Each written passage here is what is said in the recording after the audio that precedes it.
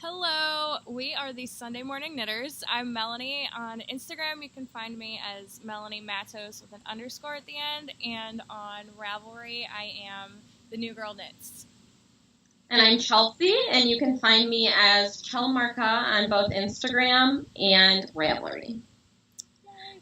So, we have been wanting to do this for a while, and we just finally decided to dive on in right now and try this out. Yes. So, Melanie and I met at Rhinebeck 2 years ago, and we were standing next to each other for the stitch marker swap. Yeah.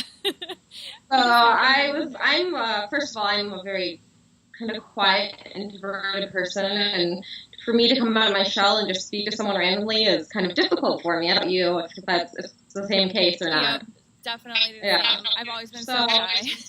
I looked over and I was like, okay, this girl's about my age, so I just started striking up a conversation with her. It was my first time at Rhinebeck, and we just started talking about knitting a little bit and like what she was wearing and what I was wearing, and I guess we just kept in contact since then. Yep. Instagram was huge with that because I think I found you had like a little tag on your stitch markers. So I like stalked you on Instagram, stalked you on Ravelry, like followed you. I'm like, okay, we got to keep in contact, and it just went from there. Yeah.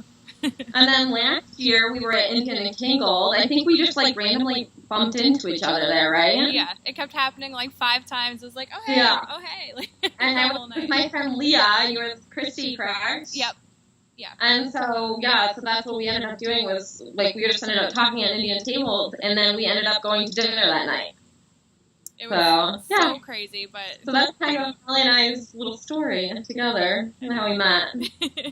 I just how long have you been knitting for? So I started knitting, I think I was 16 years old. It was 2006 or, like, the beginning of 2007, and I literally went to Michael's one day, bought a Teach Yourself How to Knit kit and just like sat down and kept trying it until I figured it out, and I just kept knitting since then.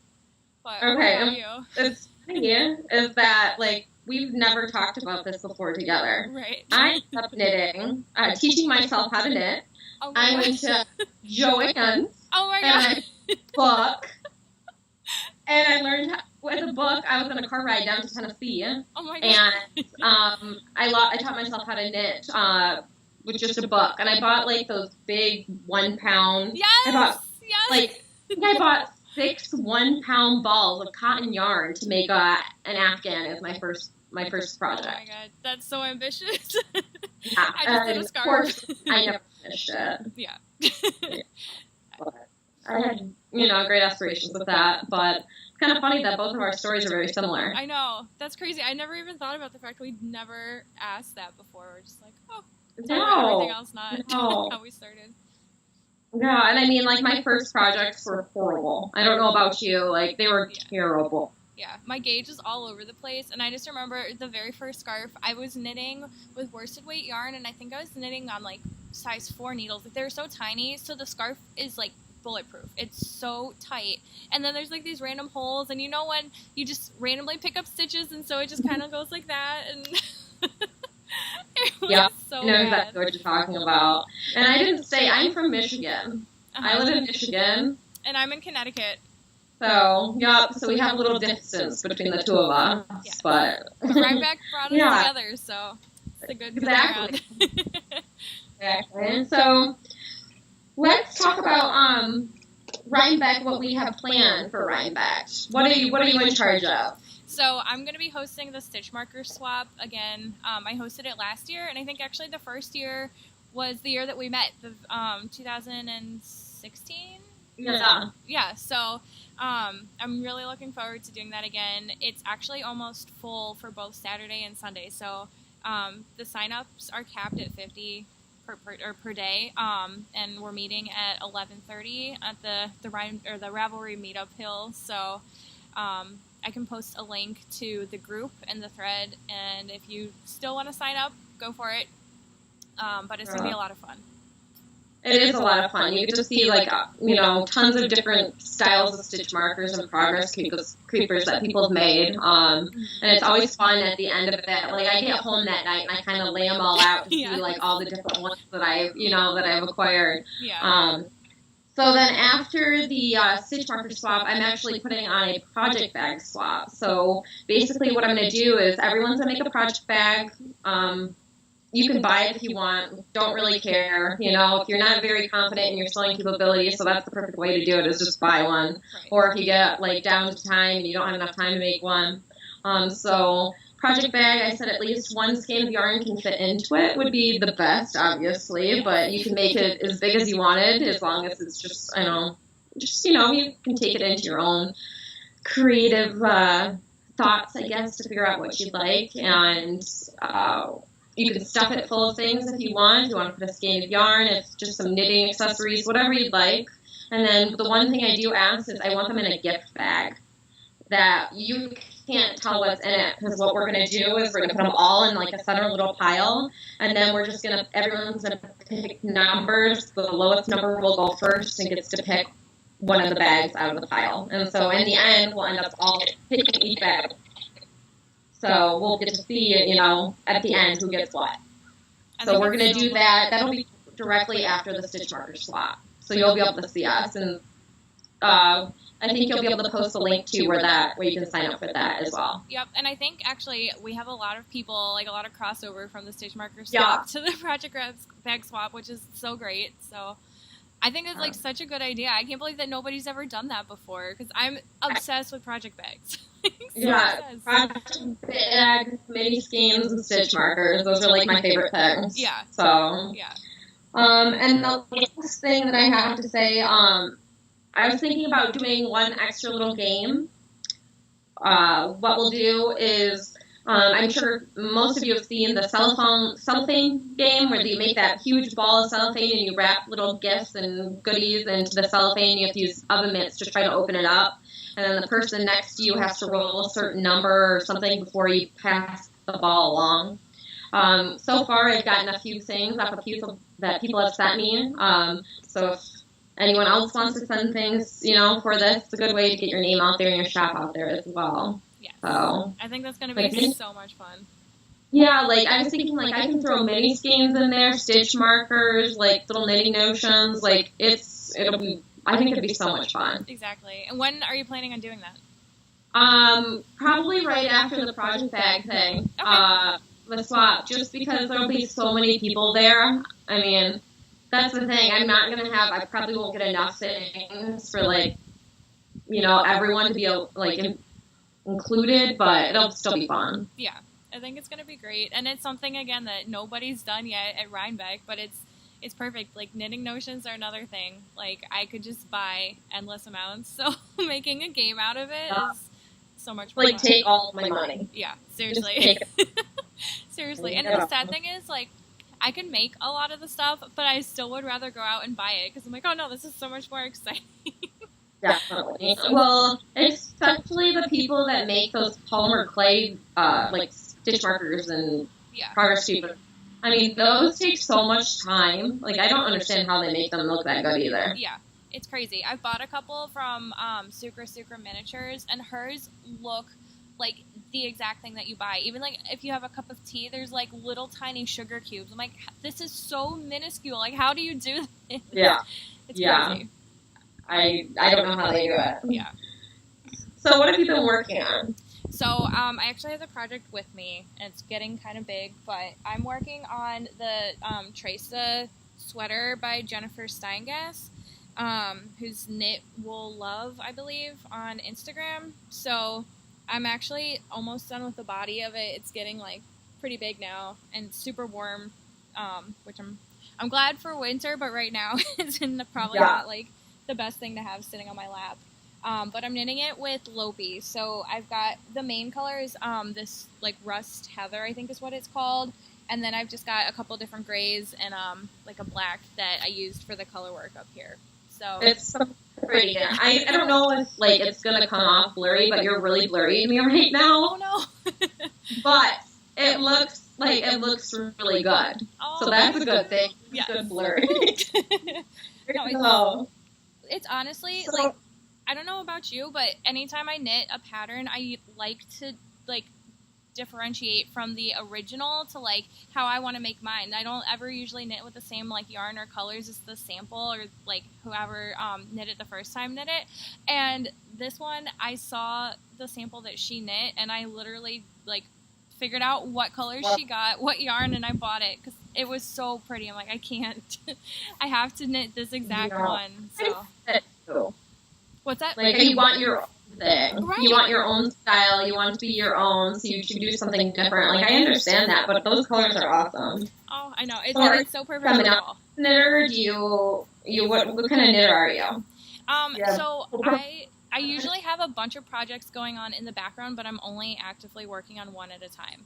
So I just don't like to, if I finish one, not have anything else to pick up, but I'm usually just, like, I'm only working on this sweater. I haven't touched anything else, and I probably won't until I finish it, but yeah. How about you?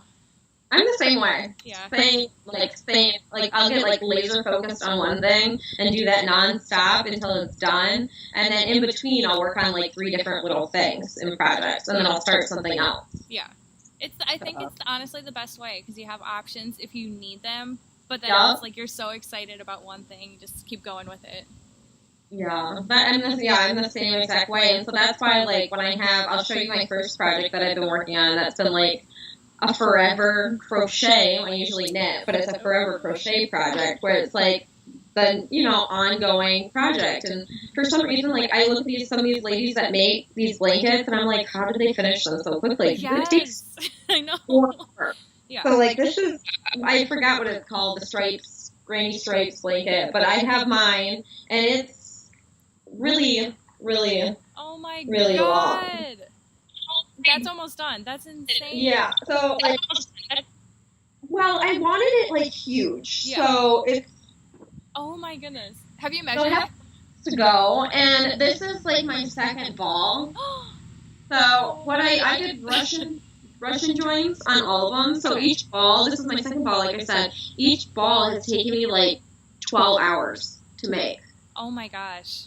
Yeah, because it just takes... Yeah, and that's all I'll do is I'll just make the ball and not, make a huge ball and just work on until it's gone. Yeah. So this is actually kind of small for what it was. It was gigantic at first. Oh my goodness. How many balls do you have total for that project? I make one and then I knit it all the way through or crochet it all the way through and then I'll make another one. But I have quite a few mini skeins because I was like really into buying them for a minute. So. Oh my gosh. Do you think you're going to go past this ball, or do you think you're going to end it at this one? I don't know. Because I made it into like it's as wide as my queen size bed. Okay. So right now it's probably like half, like when it drapes over my feet, it's like halfway up my body. And so I just, like I said, I want it huge. Right. So we'll see. Yeah. Oh my gosh. I'm not sure. When did you start it? Like how long ago did you start it? Last year, I think. Wow. You made a ton of progress on that. Last year. And it's like something I don't need to have it done right now. Like, I can wait. It's not like that big of a deal. Right. So do you have anything else that you're working on? Because I'm going to look like, as I said, I'm only like a one project person. Yeah, I have yarn for other stuff that I want to start, but that's the only thing I've been working on. I cast it on like a week and a half ago, and I've just literally been every single day, like I get to work early, I knit on it, I get home, I knit on it. Like I can't put it down. Non-stop. Yeah. So I guess I'll show, I have like 3 more things, yes. but it's like this project I only keep in my car or my purse, and I take it out if I'm like, have to wait somewhere or something like that. So my friend made me this bag actually. Leah made this for me. And to be honest with you, I'm not quite sure what the socks, the company that made this socks, I don't have the ball band in there. I want to say it's No Anchors, but I could be totally wrong. I love the colors on that. Yeah, so I'm actually knitting them for my boyfriend. Aw, so sweet. Yeah, so he picked the skein out from my collection, and then he wanted a bright green heel. So making those. So I think this is only like my first pair of self-striping socks that I've ever made. What do you think Aren't they addicting? I get the craze now where, like, you work one stripe and then you go to the next stripe. Yeah. It's amazing because you're just knitting a vanilla sock, but it's so much more interesting that way. Exactly, yeah. So that's one thing. And then my other, I'll save that one for last. I started this one. It's by Andrea Maury. It's the, what is it, The Shift. Ooh. So do you know what I'm talking about? Yeah. Okay. Yeah, I love her designs. So, like everyone else, I have a ton of just like one skein fingering weight yarns. So I was like, okay, this calls for, I think it was DK, and I was like, DK, fingering weight, let's just double it. It's like worsted. Right. Okay. Close enough. Yeah. So what I'm doing is just doubling the yarn. Oh my and gosh. You can kind of tell. Wow, that purple is stunning. Yeah, the purple is the Three Irish Girls. Oh, nice. Not sure what colorway it is. The yellowy green, chartreuse maybe, is Hue Loco. That's beautiful. I think Muscle Up Buttercup. Oh, I love that. Yes. And then we have Hedgehog, of course. Of course. Of course. Oh, so pretty. Of course. So that's The Shift. And I haven't been working on that. Like I said, we get into something, and then we nonstop working on that until we finish. And that would be this project. Yes. Oh my gosh, it looks amazing. So here is the Guthrie sweater, which you made as well. Yes. And I have the entire body is done. Oh. So entire body, and then I'm almost done with one sleeve. Oh my goodness. So you did the extra repeats up top then? So I did one or two extra repeats up top. Okay. So, you know, like I said, I'll just add on here, which I'm going to have to. I think right now it's like to here on my wrist. Yeah. So I'll have to add a little bit more, but that shouldn't be too much of it, like too big of a deal. And then I'm using yarn that I got at a yarn shop, which was on sale for $3 a ball. So had to do that. Right. It's row 1, British Sheep Breeze, DK, and Undyed. So I got these two. It's so pretty. And then this one.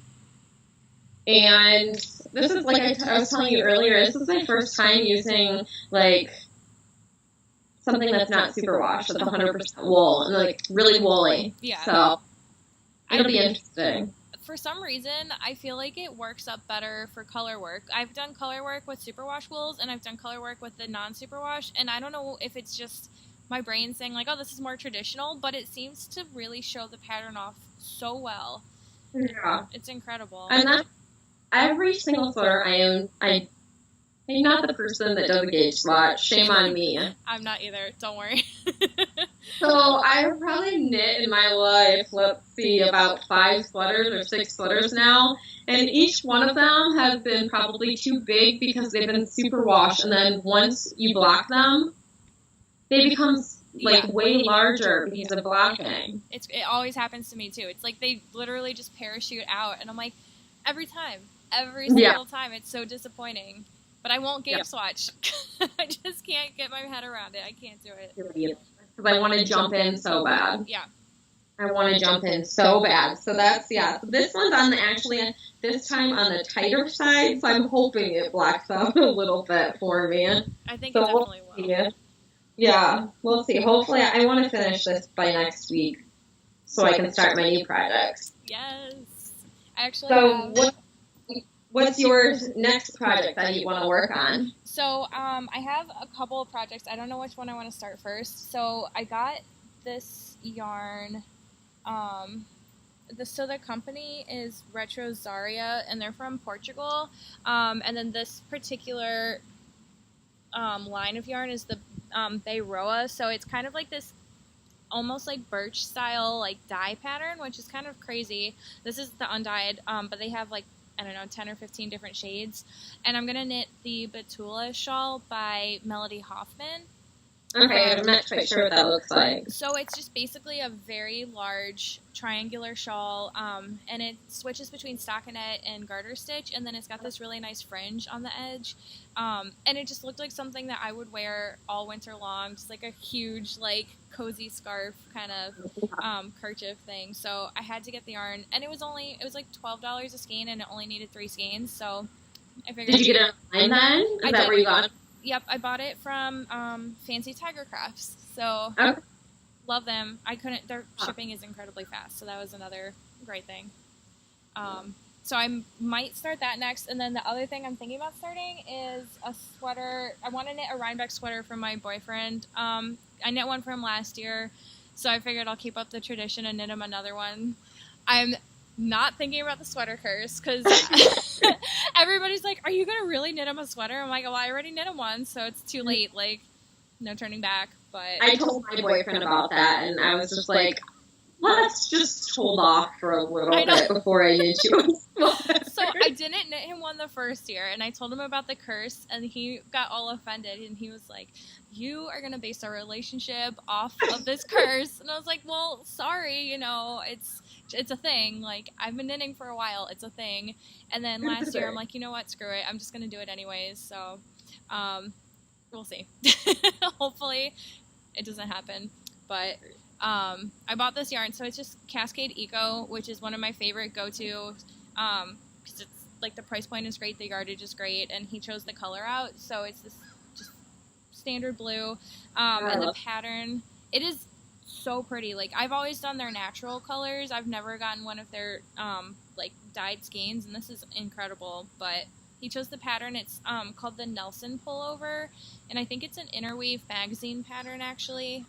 But it's just basically like standard pullover. It's got kind of like a cowl neck going on. So okay, I might start that next, just so that I give myself enough time to knit it before Rhinebeck, because man-size sweaters are a little bit different than knitting one for me, so it's going to take longer. That's true. Yeah. Yeah. So what are you going to work on after your Guthrie? I think I'm going to try to knit 2 sweaters at the same time. Both the same. I'm going to try to do the Caitlin Hunter's Tecumseh that everyone else is knitting. Mm-hmm. So my mom goes with me to Rhinebeck pretty much she went the first year, and this year she's going with me. So, of course, have to knit her something. Yeah. So hers I'm going to knit out of, it's all metal and tush.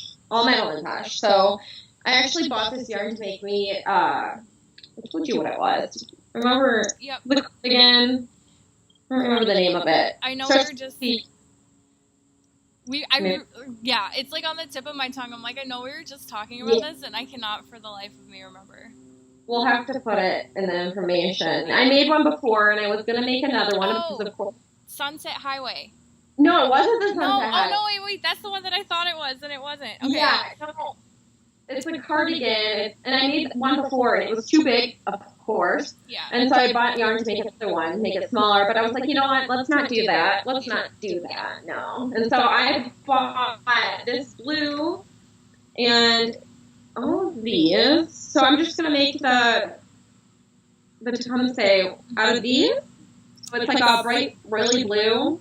And then I have this silver gray. I love that. And then this, like, maroon color. That's going to be stunning. So that will be hers. And then, of course, make myself a matching one, but with different colors. So I'm going to use that same silvery gray. Yes. And that'll be the plus signs on it. And then the shields will be out of this, like, rusty, orangey, pumpkin-y color. Beautiful. And then the main body, which I'm not a pink person, but for some reason this obviously drew me in. And I'm going to do this light pink. So that's going to look so nice. Yeah, should be interesting. And then all this is metal and tush too, besides the pink, which is the Malabrigo. So the price of Malabrigo is so affordable. So I was just like, let's go for it. Yeah. Plus, it's so soft and squishy. Is that Malabrigo Rios? Yeah, and it's like the same. Like you look at them next to the metal and tush, which is almost twice the price, and it looks so similar. Yeah. Like go together. Exactly. So those are my next 2 projects. It's going to be so much fun. At least you know if you can knit one Tecumseh, you can get to the other one. So Well, that and my mom is like half the size of me, so that helps too. So it's either get through mine and take mine like, a long time to make mine and then just hurry up through hers, or hurry up through hers and then take a long time on mine. So either way, it is what it is. Got just under 2 months left to knit everything for Rhinebeck. No problem. If I can adjust in like 2 weeks, not an issue, I don't think. Yeah. The hardest thing I find with my color work is I have a hard time on the sleeves doing color work. Yeah. I do too, just because it's so awkward, and I don't like doing, like, if I'm doing a regular sleeve with no color work, I'll do magic loop, but I hate doing magic loop in color work because I always get those weird gaps, and then there's like this ladder on the side of my sleeve, and I don't like it. So for the Guthrie, I ended up doing, I just got a 16-inch circular because like the sleeves on that pattern are a little bit larger anyways. And I worked like that, so I was working in the round, which is fine. But my other problem is I hate doing one sleeve at a time because I get second sleeve syndrome, and I just don't want to knit the second one. I'm like, I just did this, I don't want to do it again. And so I beat it this time. Like, I got through everything and it was fine, but I would prefer to do like 2 at a time and just knock it out. So I know what you mean. I'm on the same page there, because it gets to be like, oh my gosh. Like, I had a sweater done for probably 2 months before I even started the sleeves, because I was like, I just don't want to do it. Yeah. Don't want to do it. Yeah. So, but it is what it is, because when you get done, you have an awesome sweater. Exactly. So that's what you have to think about. Exactly. Plus, I feel like Rhinebeck is so inspiring when it comes to knitting.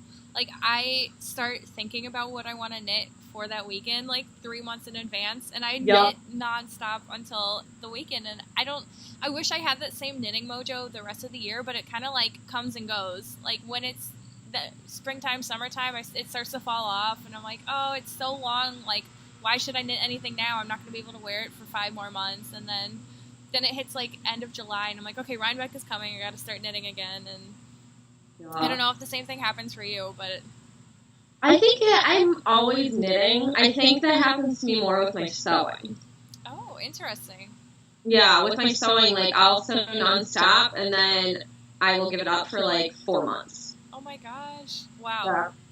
Yeah. That's crazy. But that's how I am. I have a question for you, though. Yes. I finished this cardigan like a year ago. Have never worn it because it's supposed to have buttons on it. Ooh. So this, I used Neighborhood Fiber Company, and I think it's just like their chunky base.